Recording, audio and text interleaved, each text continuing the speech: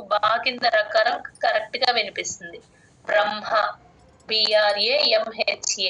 First మా చెప్పి తర్వాత హా చెప్తాం. హా కింద మా ఒత్తు వచ్చినప్పుడు బ్రహ్మ నిర్వాణం అణ కూడా క్లియర్ గా వినిపించాలి. నిర్వాణం. లభంతే బ్రహ్మ నిర్వాణం. లభంతే బ్రహ్మ నిర్వాణం. లభంతే బ్రహ్మ నిర్వాణం. లభంతే బ్రహ్మ నిర్వాణం. ఋషయః క్షీణ కల్మషాః. అది ఈలో రూ వస్తుంది కదండి, అది రూ. అది బా అని చదువుతారు చాలా మంది, అక్కడ పైన రాసేసుకోండి. ఋషయః. ఆ యా పక్కన విసర్గ పూర్తిగా చెప్తాం. ఎప్పుడైనా క్ష ముందు క్ష అనే అక్షరం ముందు విసర్గ వచ్చినప్పుడు ఆ విసర్గని ఫుల్ గా చెప్తాము. పైన హా అని రాసేసుకోండి, విసర్గ స్ట్రైక్ చేసి ఋషయః. ఆహా ఖచ్చితంగా క్లియర్ గా పలకాలి. ఋషయః క్షీణ కల్మషాః. ఆ షా కొంచెం ముద్దగా పలకాలి, షణ్ముఖాష అది. ఋషయః క్షీణ కల్మషాః.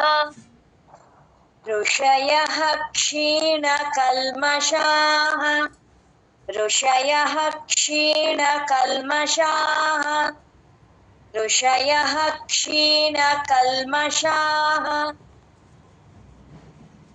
ఛిన్నద్వైధాయతాత్మానః. ఇక్కడ ఛీకి మహాప్రాణం ఉంది స్టార్టింగ్ లోనే. స్టార్టింగ్ మహాప్రాణం ఉన్నప్పుడు వదిలేస్తూ ఉంటారమ్మా చాలా మంది, ఒకసారి గమనించుకోండి అందరూ. ఛీ చెప్పాలి, గాలి బయటకు వదలాలి, మహాప్రాణం అప్పుడే వినిపిస్తుంది. చిన్న నా కింద నా వస్తుంది, ఛీకి నాని జాయిన్ చేసి చెప్పాలి. చిన్నద్ ద్వైధ.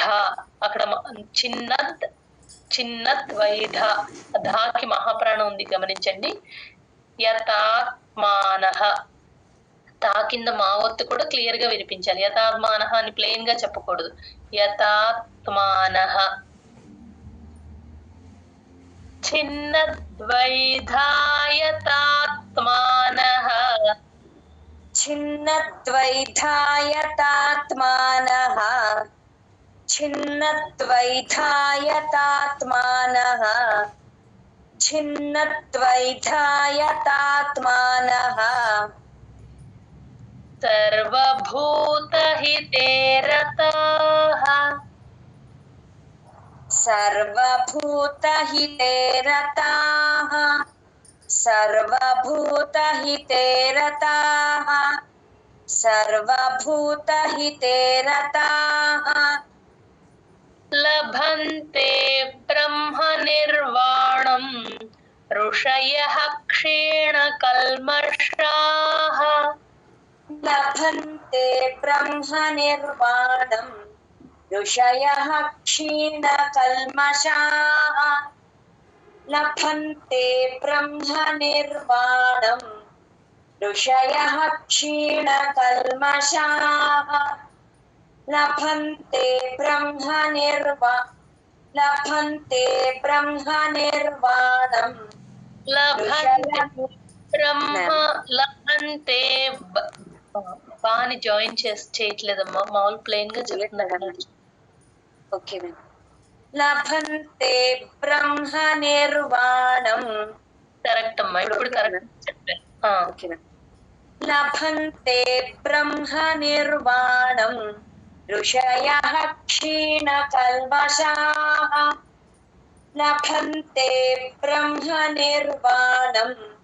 ఋషయః క్షీణ కల్మషాః. లభంతే బ్రహ్మ నిర్వాణం. ఋషయః క్షీణ కల్మషాః. ఛిన్నద్వైధాయతాత్మానః. సర్వభూతహితే రతాః. ఛిన్నద్వైధాయతాత్మానః.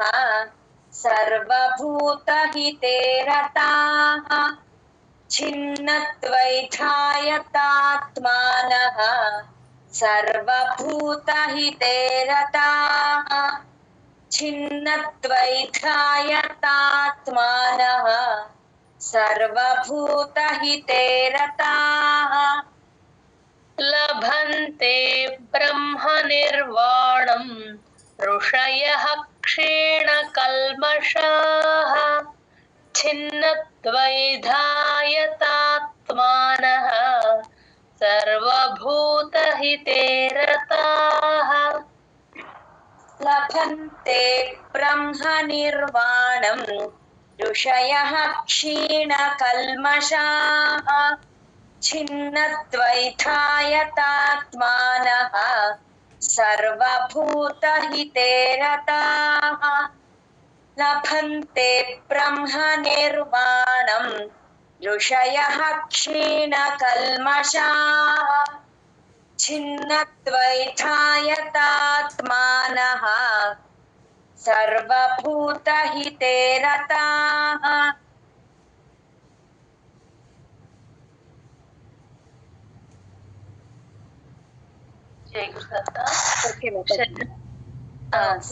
చెప్తున్నాను లభంతే బ్రహ్మనిర్వాణం ఋషయः క్షీణకల్మషాः छिन्नद्वैधायतात्मानः सर्वभूतहिते रताः लभन्ते ब्रह्मनिर्वाणं ऋषयः क्षीणकल्मषाः छिन्नद्वैधायतात्मानः सर्वभूतहिते रताः लभन्ते ब्रह्मनिर्वाणं ऋषयः क्षीणकल्मषाः छिन्नद्वैधायतात्मानः सर्वभूतहिते रताः जय गुरुदत्त मैम 26th శ్లోక నెంబర్ 26వ శ్లోకం కామక్రోధవియుక్తానాం మాకి కాని జాయిన్ చేసి చెప్పండి కామక్రోధ దాకి మహాప్రాణం ఉంది వియుక్తానాం అంతే కామక్రోధవియుక్తానాం కామక్రోధవియుక్తానాం కామక్రోధవియుక్తానాం కామక్రోధవియుక్తానాం టీహెచ్ థాలలో ధా కదా టీహెచ్ కామక్రోధ అంతే కరెక్ట్ కామక్రోధవియుక్తానాం యతీనాం యతచేతసాం యతీనాం యతచేతసాం యతీనాం యతచేతసాం యతీనాం యతచేతసాం అభితో బ్రహ్మ నిర్వాణం అభి బాకి మహాప్రాణం ఉంది గమనించండి అభితో ఆ బా కింద రకారం ఉన్నప్పుడు తోకి బాని జాయిన్ చేసి చెప్పాలి ఎక్కడ రకారం ఉన్నా సరే ముందక్షరానికి కలుపుకొని చెప్తాం అభితో బ్రహ్మ ఆ హా కింద మా వస్తుంది కాబట్టి ఫస్ట్ మా చెప్పి తర్వాత హా చెప్తాం BRAMHA బ్రహ్మ నిర్వాణం ఆణ కూడా క్లియర్ గా పలకాలి అభితో బ్రహ్మ నిర్వాణం ఇక్కడ ఏం చేస్తారు చెప్పండి అభితో అనగానే రెండు లిప్స్ లోపల వైపు క్లోజ్ చేసుకుంటే మీకు బా కింద రకారం క్లియర్ గా వినిపిస్తుంది డౌట్ ఉండదు ఇంకప్పుడు అభితో మనం పా కింద రకారం ఎలా చెప్తామో సేమ్ అదే ప్రొసీజర్ అభితో బ్రహ్మ ఓకే చెప్పండి అభితో బ్రహ్మ నిర్వాణం అభితో బ్రహ్మ నిర్వాణం అభితో బ్రహ్మ నిర్వాణం వర్తతే విదితాత్మనాం మా చివరిలో మా కూడా వినిపించాలి ఇక్కడ వర్తతే విదితాత్మనాం వర్తతే విదితాత్మనాం వర్తతే విదితాత్మనాం కామక్రోధవియుక్తానాం యతీనాం యతచేతసాం కామక్రోధవియుక్తానాం యతీనాం యతచేతసాం కామక్రోధవియుక్తానాం యతీనాం యతచేతసాం कामक्रोधवियुक्तानां यतीनां यतचेतसाम् अभितो ब्रह्म निर्वाणं वर्तते विदितात्मनाम् अभितो ब्रह्मनिर्वाणं वर्तते विदितात्मनाम् अभितो ब्रह्मनिर्वाणं वर्तते विदितात्मनाम् अभितो ब्रह्मनिर्वाणं वर्तते विदितात्मनाम् कामक्रोधवियुक्तानां यतीनां यतचेतसाम् अभितो ब्रह्मनिर्वाणं वर्तते विदितात्मनाम् कामक्रोधवियुक्तानां यतीनां यतचेतसाम् अभितो ब्रह्मनिर्वाणं वर्तते विदितात्मनाम् कामक्रोधवियुक्तानां यतीनां यतचेतसाम् अभितो ब्रह्मनिर्वाणं वर्तते विदितात्मनाम् कामक्रोधवियुक्तानां यतीनां यतचेतसाम् अभितो ब्रह्मनिर्वाणं वर्तते विदितात्मनाम् कामक्रोधवियुक्तानां यतीनां यतचेतसाम् अभितो ब्रह्मनिर्वाणं वर्तते विदितात्मनाम् कामक्रोधवियुक्तानां यतीनां यतचेतसाम् अभितो ब्रह्मनिर्वाणं वर्तते विदितात्मनाम् कामक्रोधवियुक्तानां यतीनां यतचेतसाम् अभितो ब्रह्मनिर्वाणं वर्तते विदितात्मनाम् कामक्रोधवियुक्तानां यतीनां यतचेतसाम् अभितो ब्रह्मनिर्वाणं वर्तते विदितात्मनाम् जय गुरुदत्त मैम 27th శ్లోక 27వ శ్లోకం. ఈ శ్లోకం కొంచెం ఇంపార్టెంట్ అమ్మా. ప్రొనౌన్సియేషన్ కొంచెం అందరూ చక్కగా చెప్పాలి. ఇది కొంచెం అందరూ జాగ్రత్తగా గమనించుకోండి. 27th శ్లోకాన్ని ఒక స్టార్ మార్క్ లాగా పెట్టేసుకోండి. స్పర్శాన్ కృత్వా బహిర్బాహ్యాన్. స్పర్శాన్ సా కింద పావత్తు, స్పర్శాన్ పైన పెన్సిల్ తో రాసేసుకోండి. స్పర్శాన్ కృత్వా, క్రూ తేల్చి చెప్పాలి, తా కింద వావత్తుంది. క్రూ ఎప్పుడొచ్చినా సరే ముందు అక్షరాన్ని కలుపుకోకుండా ప్లెయిన్ గా చెప్పాలి. కృ అంతే. కృత్వా బహిర్, ఇక్కడ పెన్సిల్ తో రాసేసుకోండి. బహిర్ బాహ్యాన్. బాహ్, హాకి పొల్లు పెడతాము, యా క్లియర్ గా చెప్పాలి. బాహ్యాన్, ఎక్కడ మహాప్రాణాలు లేవమ్మా, గమనించండి. స్పర్శాన్ కృత్వా బహిర్ బాహ్యాన్. ఆ హా కింద యావత్తు వచ్చినప్పుడు క్లియర్ గా వినపడేటట్టు చెప్పాలి. బాహ్యాన్, యావత్తు క్లియర్ గా వినపడాలి. స్పర్శాన్ కృత్వా బహిర్బాహ్యాన్. ఇక్కడ ఇంకొకటి ఏంటంటే, ఒక్క నిమిషం, కృత్వా అన్నప్పుడు కృత్వా తేల్చి చెప్పకూడదు, క్రూకి తాని జాయిన్ చేసి చెప్పాలి. కృత్వా, ఆ తా కింద వావత్తు కూడా క్లియర్ గా వినిపించాలి. ఇప్పుడు చెప్పండి. స్పర్శాన్ కృత్వా బహిర్బాహ్యాన్. స్పర్శాన్ కృత్వా స్పర్శాన్ కృత్వా బహిర్బాహ్యాన్. స్పర్శాన్ కృత్వా బహిర్బాహ్యాన్. చక్షుశ్చైవాంతరే భ్రువోః. ఇక్కడ గమనించండి, చా, చా ప్లస్ ఆ, చా అంతే. చే అని చెప్పేస్తారు, ఏత్వం పెట్టేస్తారు. యూజువల్ గా పెట్టకూడదు. ఎప్పుడు ఏత్వం వచ్చినా మీరు మనసులో అనుకోవాలి, చా, చా ప్లస్ ఆ, చా. కరెక్ట్ గా వస్తుందా లేదా అని ఒకసారి గమనించుకోండి. చా, చక్షుష్, చక్ షు. షు ముద్దగా పలకాలి. చక్షుష్ చైవాంతరే పెన్సిల్ తో రాసుకోండి. చక్ షు షాకి కొమ్ము షు షుష్. శంకరాషాకి కొమ్ము పొల్లు పెడతాం. చక్షుష్ చైవాంతరే చా ప్లస్ ఐ చై చై వాంతరే. రేకి బాని జాయిన్ చేసుకొని చెప్పాలి. బా కింద రకారము మహాప్రాణం రెండు ఉన్నాయి కాబట్టి చక్షుశ్చైవాంతరే భ్రువోహో రెండు లిప్స్ లోపల వైపుకి క్లోజ్ చేస్తే ఆ బా కింద రకారం కరెక్ట్ గా వినిపిస్తుంది మీకు.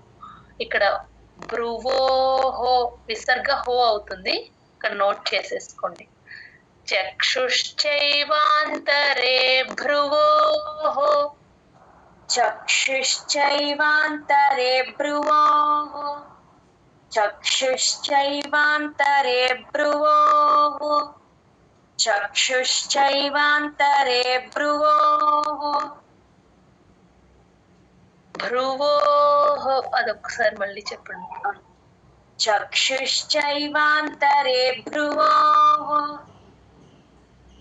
ప్రాణాపానౌ సమౌ కృత్వా పా కింద రకారం ప్రాణాపానౌ అది ఔకారం. నా ప్లస్ ఔ నౌ నోరు ఇలా రౌండ్ గా అవుతుంది, మీది లిప్స్ ఇలా రౌండ్ గా అవుతుంది, అప్పుడే ఔకారం కరెక్ట్ గా వినిపిస్తుంది.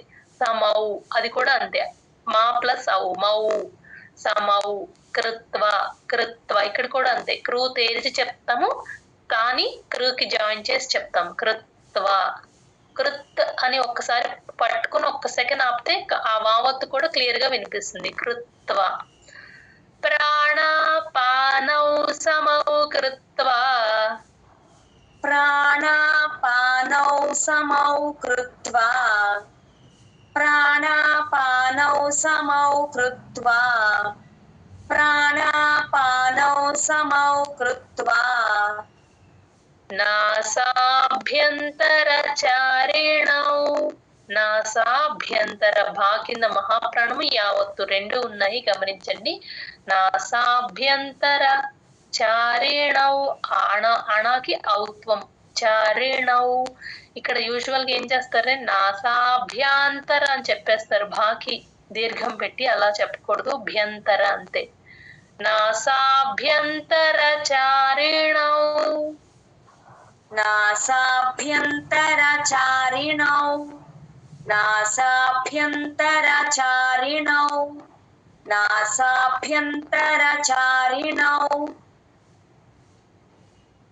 స్పర్శాన్ కృత్వా బహిర్బాహ్యాన్ చక్షుశ్చైవాంతరే భ్రువోః స్పర్శాన్ కృత్వా బహిర్బాహ్యాన్ చక్షుశ్చైవాంతరే భ్రువోః స్పర్శాన్ కృత్వా బహిర్బాహ్యాన్ చక్షుశ్చైవాంతరే భ్రువోః స్పర్శాన్ కృత్వా స్పర్శాన్ కృత్వా బహిర్బాహ్యాన్ చక్షుశ్చైవాంతరే భ్రువోః. ప్రాణాపానౌ సమౌ కృత్వా నాసాభ్యంతరచారిణౌ ప్రాణాపానౌ సమౌ కృత్వా నాసాభ్యంతరచారిణౌ ప్రాణాపానౌ సమౌ కృత్వా నాసాభ్యంతరచారిణౌ ప్రాణాపానౌ సమౌ కృత్వా నాసాభ్యంతరచారిణౌ.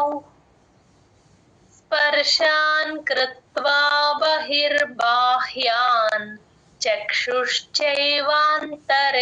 భ్రువోః ప్రాణాపానౌ సమౌ కృత్వా నాసాభ్యంతరచారిణౌ. స్పర్శాన్ కృత్వా బహిర్బాహ్యాన్ చక్షుశ్చైవాంతరే భ్రువోః ప్రాణాపానౌ సమౌ కృత్వా నాసాభ్యంతరచారిణౌ. స్పర్శాన్ కృత్వా బహిర్బాహ్యాన్ चक्षुश्चैवान्तरे भ्रुवोः प्राणापानौ समौ कृत्वा नासाभ्यन्तरचारिणौ स्पर्शान् कृत्वा बहिर्बाह्यान् चक्षुश्चैवान्तरे भ्रुवोः प्राणापानौ समौ कृत्वा नासाभ्यन्तरचारिणौ स्पर्शान् कृत्वा बहिर्बाह्यान् चक्षुश्चैवान्तरे भ्रुवोः प्राणापानौ समौ कृत्वा नासाभ्यन्तरचारिणौ स्पर्शान् कृत्वा बहिर्बाह्यान् चक्षुश्चैवान्तरे भ्रुवोः प्राणापानौ समौ कृत्वा नासाभ्यन्तरचारिणौ स्पर्शान् कृत्वा बहिर्बाह्यान् चक्षुश्चैवान्तरे भ्रुवोः प्राणापानौ समौ कृत्वा नासाभ्यन्तरचारिणौ स्पर्शान् कृत्वा बहिर्बाह्यान् चक्षुश्चैवान्तरे भ्रुवोः प्राणापानौ समौ कृत्वा नासाभ्यन्तरचारिणौ. जय गुरुदत्तमन्. 28వ శ్లోకం. శ్లోక నెంబర్ 28. యతేంద్రియమనో బుద్ధి. యతేంద్రియ దా కింద రకారం ఉంది గమనించండి. మనోబుద్ధి ఊకి దాని జాయిన్ చేసి చెప్పాలి. దా కింద దావొత్తు మహాప్రాణం ఉంది. ఇక్కడ విసర్గ హీ అవుతుంది. పైన హీ అని పెన్సిల్ తో నోట్ చేసేసుకోండి. యతేంద్రియ మనోబుద్ధి. యతేంద్రియమనో బుద్ధిః యతేంద్రియమనో బుద్ధిః యతేంద్రియమనో బుద్ధిః మునిర్మోక్షపరాయణః. మునిర్మోక్ష పెన్సిల్ తో రాసేసుకోండి. మునిర్మోక్ష పరాయణః అణ క్లియర్ గా పలకాలి. మునిర్మోక్ష మోకి కాని జాయిన్ చేసి చెప్తాం. క్ష సంయుక్తాక్షరం కాబట్టి. మునిర్మోక్షపరాయణః. మునిర్మోక్షపరాయణః మునిర్మోక్షపరాయణః మునిర్మోక్షపరాయణః విగతేచ్ఛా భయక్రోధః. విగతేచ్ఛ చా కింద చావొత్తు మహాప్రాణం ఉంది. తేకి చాని జాయిన్ చేసి చెప్పండి. విగతేచ్ఛ భయక్రోధ. భాకి మహాప్రాణం ఉంది. భయక్ కా కింద రకారం ఉంది కాబట్టి యాకి కాని జాయిన్ చేసి చెప్పండి. భయక్రోధ. విగతేచ్ఛ భయక్రోధః. విగతేచ్ఛా భయక్రోధః విగతేచ్ఛా భయక్రోధః విగతేచ్ఛా భయక్రోధః యస్సదా ముక్త ఏవ సహ. యాకి సాని జాయిన్ చేసి చెప్పాలి. యస్ సదా సా కింద సా వస్తుంది కాబట్టి యస్ యస్ అని తీసుకోండి. కొంచెం డ్రాగ్ చేస్తే సా కింద సా వత్తు క్లియర్ గా వినిపిస్తుంది. యస్ సదా ముక్త. ముక్త తర్వాత చిన్న గ్యాప్ ఇచ్చి ఏవ సహ అని చెప్పాలి. ఏ అచ్చు కాబట్టి ఏ కంఠంలో నుంచి రావాలి. ఏ యస్ సదా ముక్త ఏవ సహ. యస్సదా ముక్త ఏవ సహ యస్సదా ముక్త ఏవ సహ యస్సదా ముక్త ఏవ సహ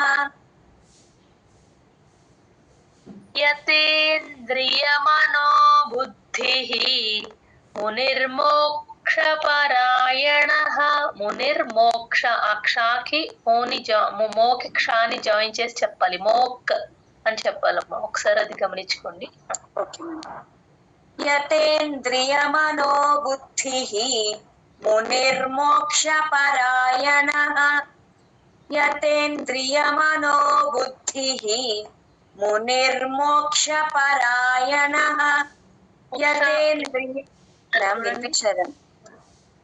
మోక్ష అన్నారు కదా. మోక్ మోక్ అని ఒక్క సెకండ్ ఆపండి.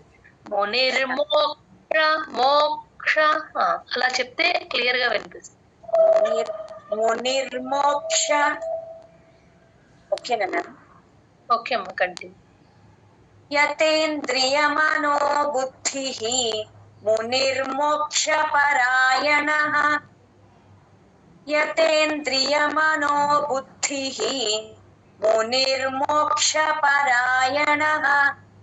యతేంద్రియ మనోబుద్ధిః మునిర్మోక్ష పరాయణః. విగతేచ్ఛా భయక్రోధః యః సదా ముక్త ఏవ సః. విగతేచ్ఛా భయక్రోధః యః సదా ముక్త ఏవ సః. విగతేచ్ఛా భయక్రోధః యః సదా ముక్త ఏవ సః. విగతేచ్ఛా భయక్రోధః యః సదా ముక్త ఏవ సః. యతేంద్రియమనోబుద్ధిః మునిర్మోక్షపరాయణః. విగతేచ్ఛా భయక్రోధః యః సదా ముక్త ఏవ సః. యతేంద్రియ మనోబుద్ధిః మునిర్మోక్షపరాయణః. విగతేచ్ఛా భయక్రోధః యః సదా ముక్త ఏవ సః. యతేంద్రియ మనోబుద్ధిః మునిర్మోక్షపరాయణః. విగతేచ్ఛా భయక్రోధః యః సదా ముక్త ఏవ సః. యతేంద్రియ మనోబుద్ధిః మునిర్మోక్షపరాయణః. విగతేచ్ఛా భయక్రోధః యః సదా ముక్త ఏవ సః. యతేంద్రియ మనోబుద్ధిః మునిర్మోక్షపరాయణః. విగతేచ్ఛా భయక్రోధః యః సదా ముక్త ఏవ సః. యతేంద్రియ మనోబుద్ధిః మునిర్మోక్షపరాయణః. విగతేచ్ఛా భయక్రోధః యః సదా ముక్త ఏవ సః. యతేంద్రియ మనోబుద్ధిః మునిర్మోక్షపరాయణః. విగతేచ్ఛా భయక్రోధః యః సదా ముక్త ఏవ సః. యతేంద్రియ మనోబుద్ధిః మునిర్మోక్షపరాయణః. విగతేచ్ఛా భయక్రోధః యః సదా ముక్త ఏవ సః. జై గురుదత్త.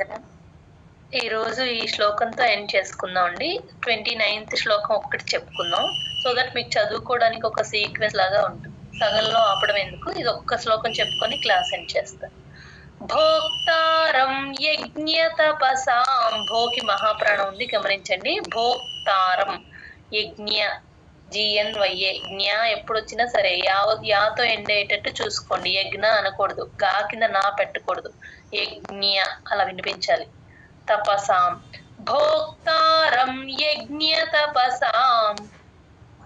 భోక్తారం యజ్ఞ తపసాం. భోక్తారం యజ్ఞ తపసాం. భోక్తారం యజ్ఞ తపసాం. సర్వలోకమహేశ్వరం. సర్వలోకమహేశ్వరం. సర్వలోకమహేశ్వరం. సర్వలోకమహేశ్వరం. సుహృదం సర్వభూతానాం. హృ తేల్చి చెప్పాలి ఇక్కడ. సుహృదం సర్వభూతానాం, భూకి మహాప్రాణం ఉంది, గమనించండి. సుహృదం సర్వభూతానాం.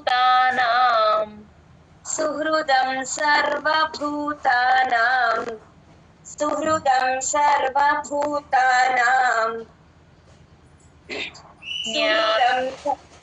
ఒక్కసారి చెప్పండి మేడం. సుహృదం సర్వభూతానాం. జ్ఞాత శాంతి మృచ్చతి జ్ఞాత్వా GNYA జ్ఞా జ్ఞాకి తాని జాయిన్ చేసి చెప్పాలి జ్ఞాత్వా తాని జాయిన్ చేసి చెప్పకపోతే ఆ వావత్ క్లియర్ గా వినిపించదు కొంచెం ఇక్కడ అబ్జర్వ్ చేసుకోండి అందరూ జ్ఞాత్వా మాం శాంతి మృ తేల్చి చెప్పాలి మృచ్చతి ఆ చా కింద చావత్తు మహాప్రాణం రెండు ఉన్నాయి గమనించండి మృకి చాని జాయిన్ చేసి చెప్పాలి ఇక్కడ కూడా అంతే చావత్తు ఎప్పుడు వచ్చినా గాలి బయటకు వదిలేటట్టే చూసుకోండి అప్పుడే చావత్తు క్లియర్ గా వినిపిస్తుంది జ్ఞాత్వా మాం శాంతి మృచ్చతి జ్ఞాత్వా మాం శాంతి మృచ్చతి జ్ఞాత్వా మాం శాంతి మృచ్చతి జ్ఞాత్వా మాం శాంతి మృచ్చతి భోక్తారం యజ్ఞతపసాం సర్వలోకమహేశ్వరం భోక్తారం యజ్ఞతపసాం సర్వలోక ఒక్క నిమిషం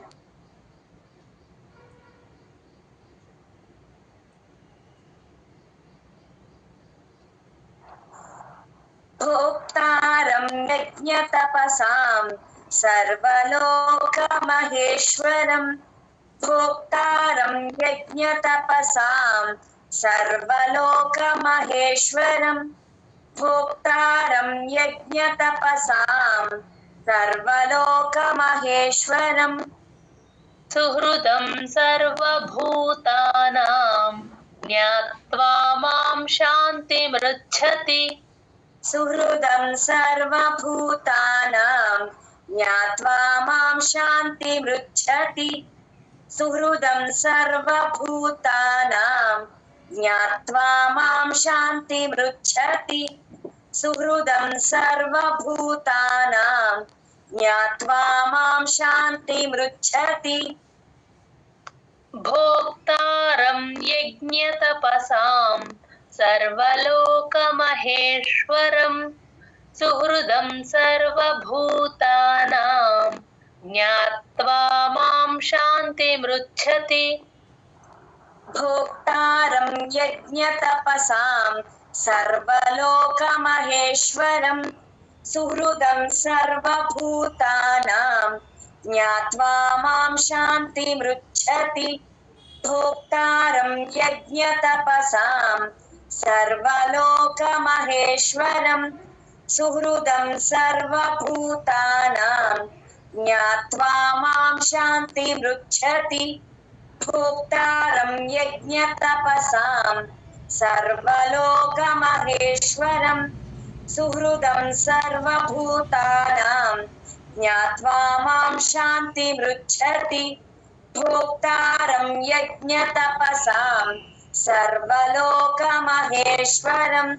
సుహృదం సర్వభూతానాం జ్ఞాత్వా మాం శాంతిమృచ్చతి భోక్తారం యజ్ఞతపసాం సర్వలోకమహేశ్వరం సుహృదం సర్వభూతానాం జ్ఞాత్వా మాం శాంతిమృచ్చతి భోక్తారం యజ్ఞతపసాం సర్వలోకమహేశ్వరం సుహృదం సర్వభూతానాం జ్ఞాత్వా మాం శాంతిమృచ్చతి భోక్తారం యజ్ఞతపసాం సర్వలోకమహేశ్వరం సుహృదం సర్వభూతానాం జ్ఞాత్వా మాం శాంతిమృచ్చతి. జై గురుదత్తన. ఓం తత్సదితి. ఓం అచ్చు అది ఆ కంఠంలో నుంచి రావాలి. ఓం తత్సదితి. తత్ ఇక్కడ సా కింద సాలాగా చెప్పేస్తూ ఉంటారు. తత్ ఆ తా వినిపించాలి. తత్ సదితి. శ్రీమద్ భగవద్గీతాసు శ్రీమద్ భగవత్ మనం ఎవరైనా మీరేం నేర్చుకుంటున్నారంటే భగవద్గీత అంటారు. అలా కాదు, బాకి మహాప్రాణం వదిలేస్తారు. గమనించుకోండి. భగవద్గీత, మేము భగవద్గీత నేర్చుకుంటున్నామనే చెప్పాలి. శ్రీమద్ భగవద్గీతాసు. ఉపనిషత్సు అచ్చు కాబట్టి చిన్న పాజ్ ఇవ్వాలి. ఉపనిషత్సు. బ్రహ్మ ఇక్కడ కూడా అంతే, బాకి రకారం ఉంది. బ్రహ్మ ఫస్ట్ మా చెప్పి హా తర్వాత చెప్తాం. బ్రహ్మ విద్యాయాం యోగ శాస్త్రే, శాస్త్రే సా కింద తావొత్తు రకారం రెండు ఉన్నాయి గమనించండి. శ్రీకృష్ణార్జున సంవాదే, శ్రీ SHRE శ్రీ కృ తేల్చి చెప్పాలి. కృష్ణార్జున సంవాదే కర్మ సన్యాస నా కింద నా వత్తు అందరూ క్లియర్ గా చెప్పాలి. సన్యాస అనేయకూడదు. సన్యాస నా కింద నా వత్తు యా కూడా వినిపించాలి. సన్యాస యోగో నామ పంచమోధ్యాయ. ధా కింద యావత్తు మహాప్రాణం రెండు ఉన్నాయి గమనించండి. దాన్ని యూజువల్ గా జా అనేస్తారు, అలా కాకుండా పంచమోధ్యాయ ధ్యానం అని అనుకోండి. ఫస్ట్ ఆ ధ్యా ఎలా వస్తుందో గమనించండి. ఇక్కడ కూడా పంచమోధ్యాయ అంతే రావాలి. ఓం తత్సదితి శ్రీమద్భగవద్గీతాసు ఉపనిషత్సు బ్రహ్మ విద్యాయాం యోగశాస్త్రే శ్రీకృష్ణార్జున సంవాదే కర్మ సన్యాస యోగో నామ పంచమోధ్యాయః. ఓం తత్సదితి శ్రీమద్భగవద్గీతాసు ఉపనిషత్సు బ్రహ్మ విద్యాయాం యోగశాస్త్రే శ్రీకృష్ణార్జున సంవాదే కర్మ సన్యాస యోగో నామ పంచమో అధ్యాయః. చాలు, ఓకే. జయగురుదత్త బాగా రిపీట్ చేశారు. కావ్య గారు ఒకసారి ఈ రోజు చెప్పిన శ్లోకాస్ అన్ని సీక్వెన్స్ లో చదవండి. జయగురుదత్తమం. బాహ్య సంస్పర్శ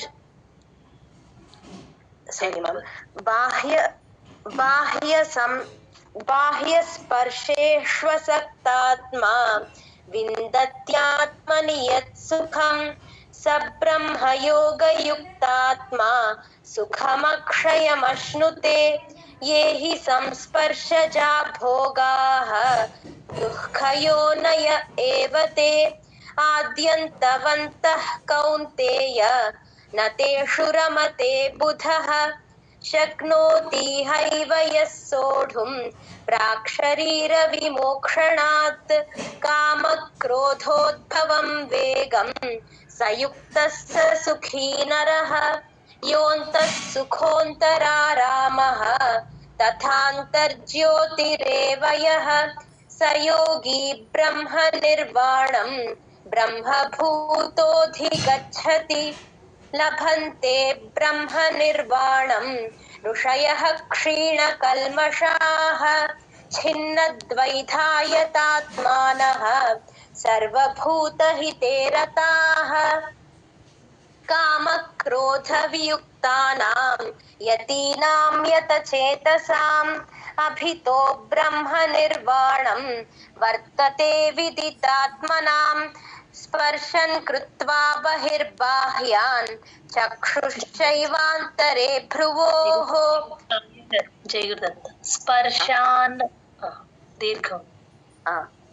స్పర్శాన్ కృత్వా బహిర్బాహ్యాన్ చక్షుశ్చైవాంతరే భ్రువోః.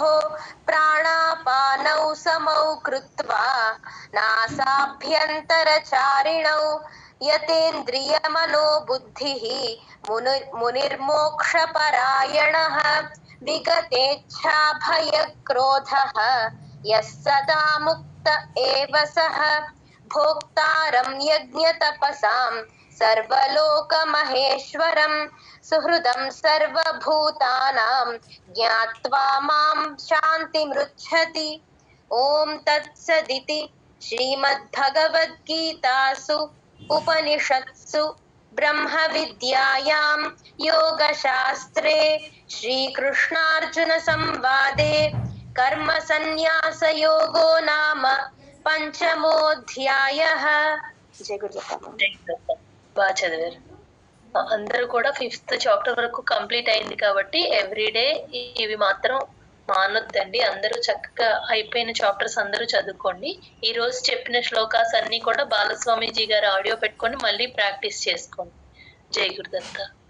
జ్ఞానానందమయం దేవం నిర్మల స్ఫటికాకృతిం ఆధారం సర్వ విద్యానాం హయగ్రీవముపాస్మహే ఏతత్ఫలం శ్రీ సద్గురు చరణారవిందార్పణమస్తు. జై గురుదత్త.